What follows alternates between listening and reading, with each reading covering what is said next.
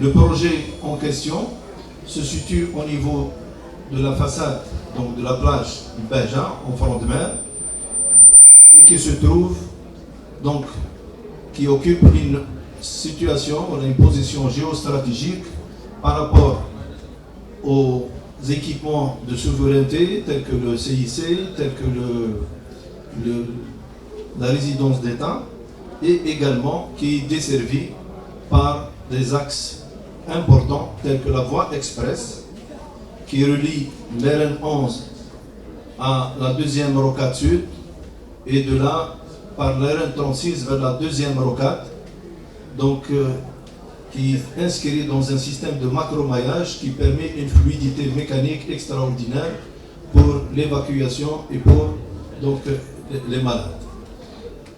Le siège, ou le site du projet, il est desservi donc par la voie El Beja qui mène vers la plage El Beja qui tire donc à partir de l'RN 11, celle qui est en rouge.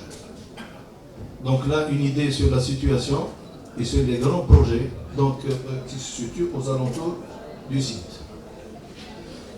Voilà le projet, le siège de la ligne est composé, donc il est réparti, il est déployé sur une superficie pratiquement de 2 hectares 400 et qui est composé de 4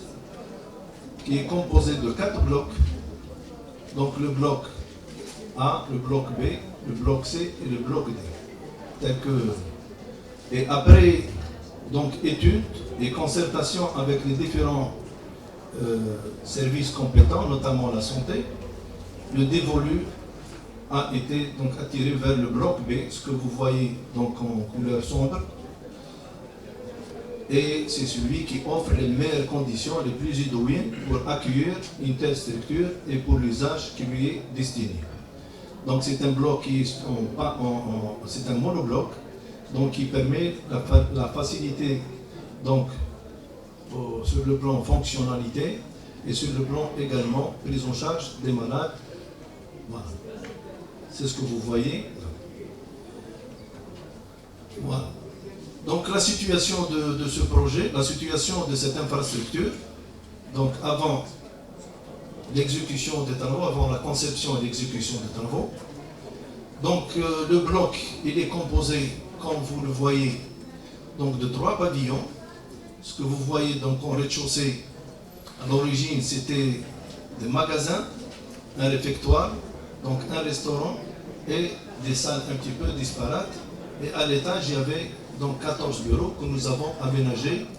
Donc une idée sur la situation prévalant avant l'intervention. La structure se trouvait dans un piteux état, donc un état de dégradation très prononcé, tel que laissent transparaître les photos que vous voyez. Donc les murs complètement lézardés, l'absence des réseaux de viabilité, ni électricité, ni eau, ni gaz. Également les espaces extérieurs complètement dégradés, c'est ce que vous voyez à gauche, et pratiquement c'est un lieu qui était à l'abandon et qui a nécessité une intervention de grande envergure pour justement le mettre en état actuel. Donc l'aménagement qui a été proposé, premièrement nous avons, pour rester dans le principe d'offrir les meilleures conditions possibles à la prise en charge des malades, nous avons réparti ce bloc dans notre conception en 3 pavillons. Le pavillon A, ce que vous voyez, qui était à l'origine donc un magasin complètement sombre, absence de desserte, d'accessibilité, et nous avons fait une conception de telle sorte à faciliter donc la prise en charge du malade par les praticiens et par nos médecins. Le deuxième bloc, c'est celui qui est à l'étage, où nous avons aménagé donc des salles, des chambres de malades, des salles de consultation et également des salles de garde de malades. Et aussi, nous avons aménagé de part et d'autre des blocs sanitaires. Également, le même cas pour le rez-de-chaussée. Donc, au niveau de chaque pavillon, il y a une indépendance il y a une autonomie en matière de prise en charge des malades. Le troisième bloc, c'est l'administration.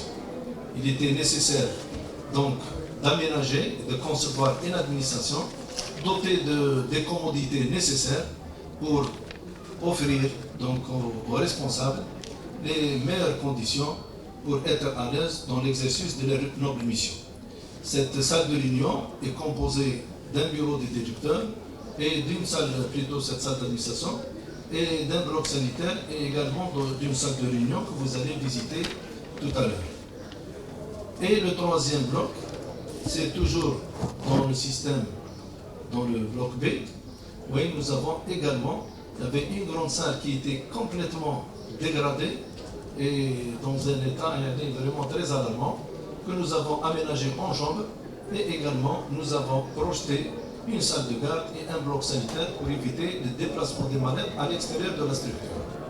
Grosso modo, voilà les trois blocs, comment elles se composent. Donc chaque bloc, nous avons essayé d'aménager et des chambres et des blocs sanitaires, des salles de garde, et également nous avons aménagé une pharmacie donc, qui détachée du bloc pour assurer donc, la sécurité et un meilleur service.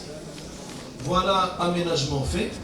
Ça nous a donné quand même l'équivalent de 100 chambres. Nous avons 23 chambres qui peuvent accueillir donc jusqu'à 100 lits à l'aise. Et nous avons donc 2 salles de soins et deux chambres de garde. Et nous avons 5 blocs sanitaires avec plusieurs, bien sûr, sanitaires et douches, et des bureaux pour l'administration, et une pharmacie d'une superficie importante qui vient d'être équipée.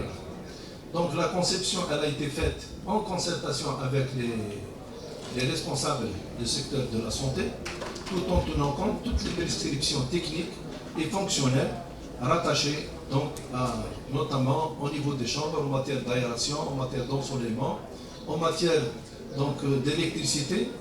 Oui, il faut une hauteur de 1,70 m, il faut 3 prises par chambre, il faut au minimum donc 6 mètres carrés par lit.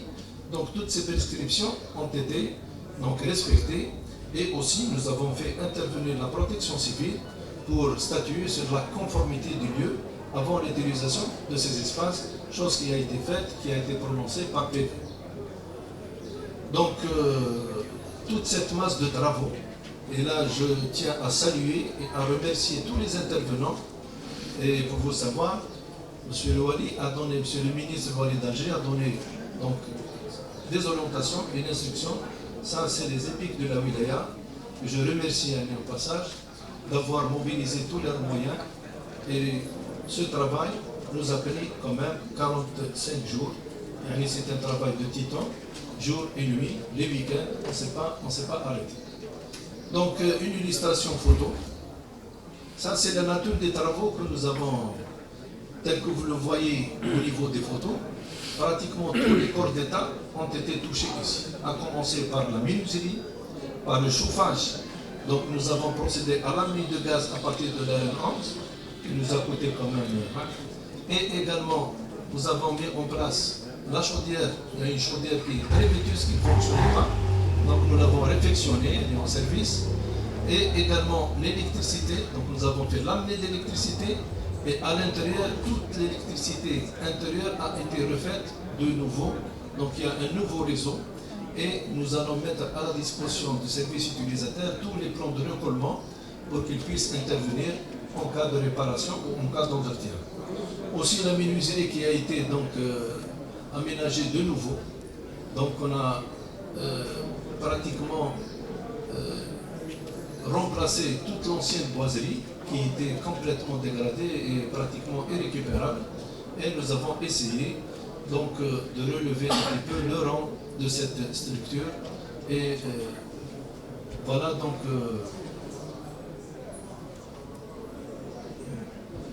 une petite animation virtuelle pour avoir une idée sur l'aménagement intérieur au niveau de cette structure.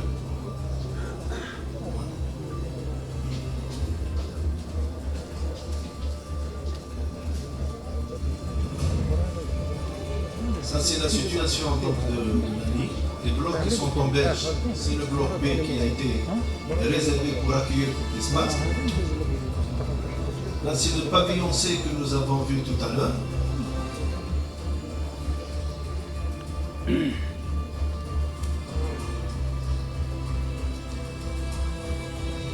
Donc ça, c'est la chambre de garde. Donc à l'entrée, il y a un desk d'entrée. Nous avons aménagé un bloc sanitaire, donc détaché des chambres, pour assurer l'intimité du malade.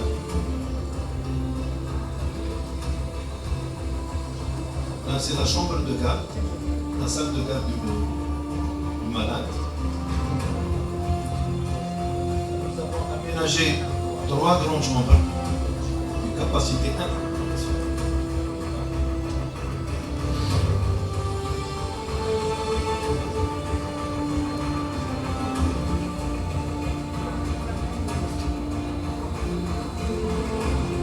C'est la deuxième chambre que vous allez visiter tout à l'heure.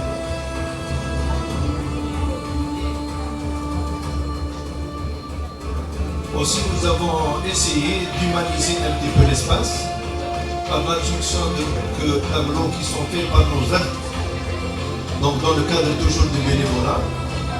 Et c'est des tableaux qui sont signés sur des toiles, avec également un traitement paysager et une décoration interne qui donne un peu de look à ces espaces. Voilà.